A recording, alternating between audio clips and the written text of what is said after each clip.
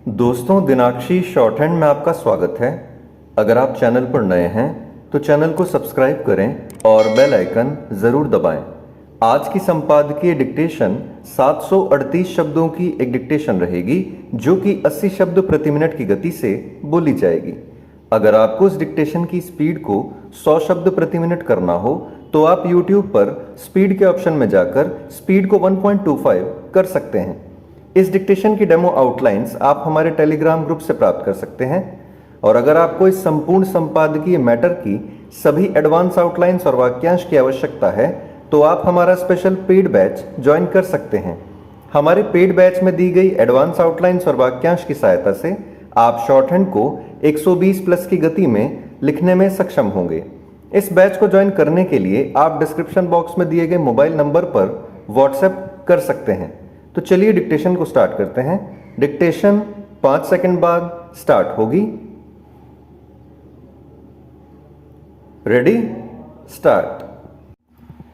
देश के पहले स्वदेशी विमान वाहक पोत INS विक्रांत के जलावतरण के साथ भारत उन चुनिंदा देशों में शामिल हो गया जो ऐसे पोत स्वयं बना सकने में सक्षम हैं।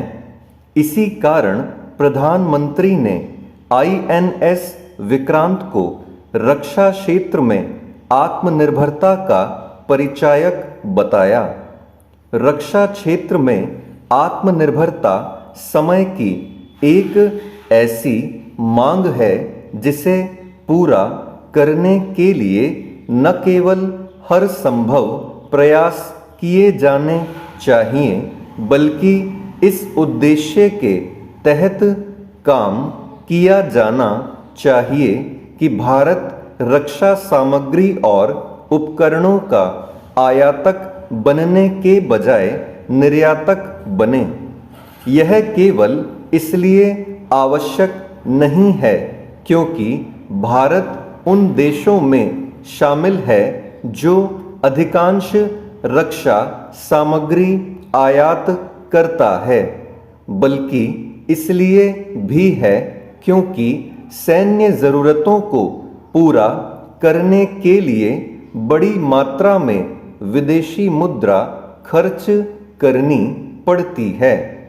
यदि देश अपनी रक्षा आवश्यकताओं के लिए आत्मनिर्भर हो सके तो हथियारों की खरीद में खर्च होने वाले धन को देश के विकास में लगा सकता है। रक्षा जरूरतों के मामले में आत्मनिर्भर होने की आवश्यकता इसलिए भी बढ़ गई है क्योंकि कई बार जरूरी रक्षा सामग्री समय पर नहीं मिल पाती। भारत अपनी अधिकांश रक्षा जरूरतों के लिए उस रूस पर निर्भर है जो यूक्रेन युद्ध के बाद से चीन के निकट जा रहा है। चूंकि इसका कोई पता नहीं कि यूक्रेन युद्ध कब समाप्त होगा, इसलिए यह आशंका बढ़ गई है कि भारत को रूस से रक्षा सामग्री और उपकरण हासिल करने में कठिनाई और देरी का सामना करना पड़ सकता है।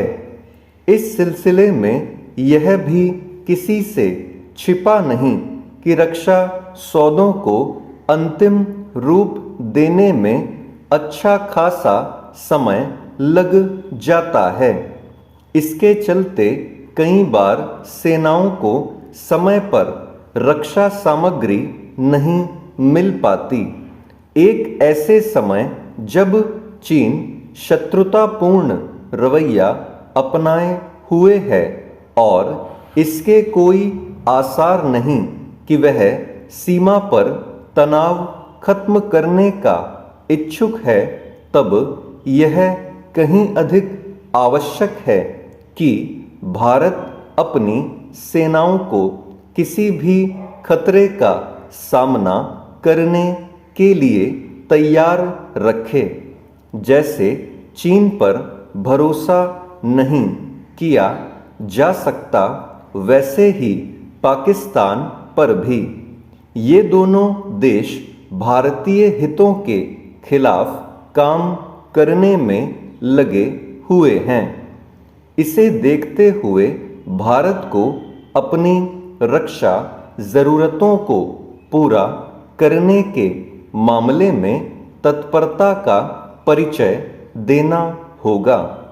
एक ऐसे समय जब भारत ने अगले 25 वर्षों में स्वयं को विकसित देश के रूप में उभारने का लक्ष्य रखा है, तब यह और आवश्यक हो जाता है कि वह अपनी रक्षा ज़रूरतों के मामले में पूरी तरह आत्मनिर्भर बनने की ठोस रूपरेखा बनाए।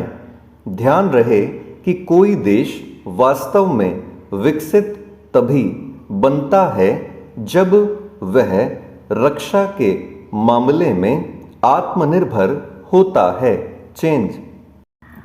किसी भी सर्वे का उद्देश्य महज आंकड़े जुटाना नहीं होता, बल्कि इसका लक्ष्य व्यापक होता है।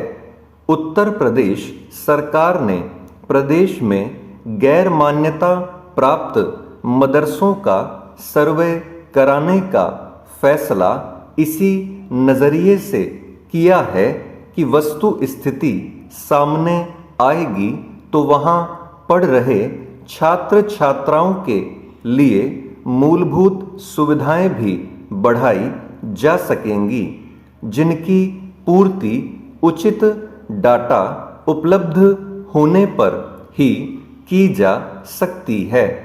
जैसे कि परिषदीय स्कूलों का डाटा सरकार के पास उपलब्ध है और इसी के अनुरूप योजनाएं तैयार की जाती हैं, उसी प्रकार सर्वे होने पर मदरसों का डाटा भी तैयार हो सकेगा और यह सुनिश्चित किया जा सकेगा कि किन क्षेत्रों में सुधार की ज़्यादा ज़रूरत है।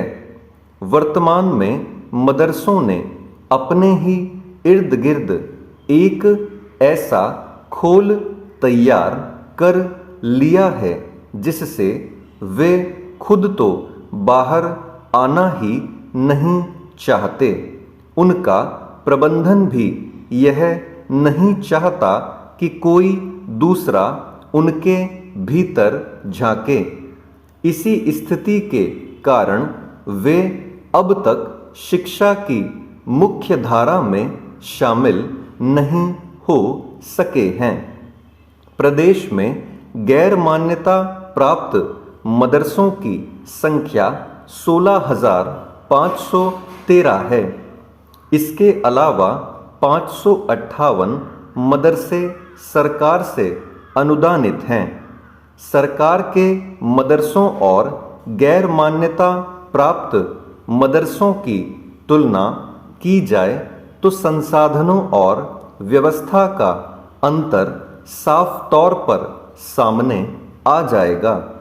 इसे देखते हुए ही राष्ट्रीय बाल संरक्षण आयोग ने राज्यों को मदरसे का सर्वे कराने का आदेश दिया था, जिसे सरकार ने भी जरूरी समझते हुए यह निर्णय लिया।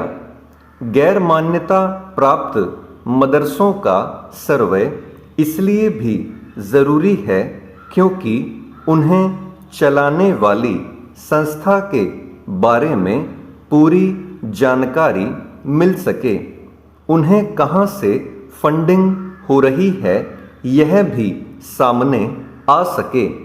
अभी हाल में असम सरकार ने 3 मदरसे बुलडोज़र से ढहवा दिए क्योंकि वहाँ से संदिग्ध गतिविधियाँ संचालित हो रही थीं।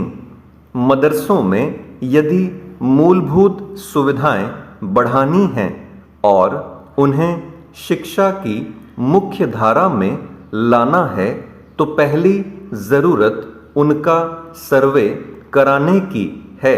स्टॉप।